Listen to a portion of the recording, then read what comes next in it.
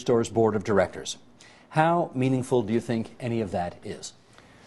Not very meaningful in substance, not even in image. I think it's too little, too late. If the beer store had come up with this about a year and a half or 2 years ago, when the craft brewers were begging them to have a dialogue, it might have gone some way towards bringing some peace. I think bringing it in now is really a Hail Mary pass. They're using the craft brewers as a kind of political cover to camouflage their foreign ownership and the fact that it's dominated by 3 big foreign brewers. And the craft brewers are not really prepared to play ball. But number 2, this doesn't really help the consumer. This is trying to appease craft brewers, who are an important and growing segment of the market, an Ontario segment of the market, Ontario jobs and Ontario products. But what's missing in this equation is the beer drinker and the taxpayer as well. This isn't just about beer drinkers. It's not about corner stores. It's not about supermarkets in the private sector. It's about the people of Ontario who don't have a stake in this. Let's pick that apart. How is the beer drinker absent from this equation? Well, the latest proposal is trying to give the craft brewers a minority, I repeat, a minority stake in the beer store by nibbling around at the edges.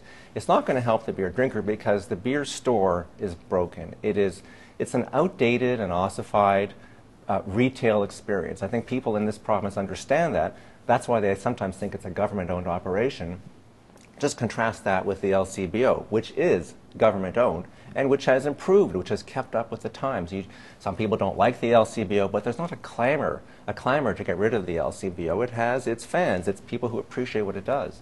The beer store is just like it's back in the 1950s. Well, one of the reasons that the government of Ontario, and some Ontario taxpayers, I guess, like the LCBO, is that they, in doing what they do, remit almost $2 billion a year to the Treasury of Ontario. Does the beer store remit anything to the Treasury as well? Well, the beer store remits taxes, like any enterprise, just like small convenience stores remit cigarette taxes to the government. So that's not out of the generosity of the beer store and its owners, the 3 big brewers.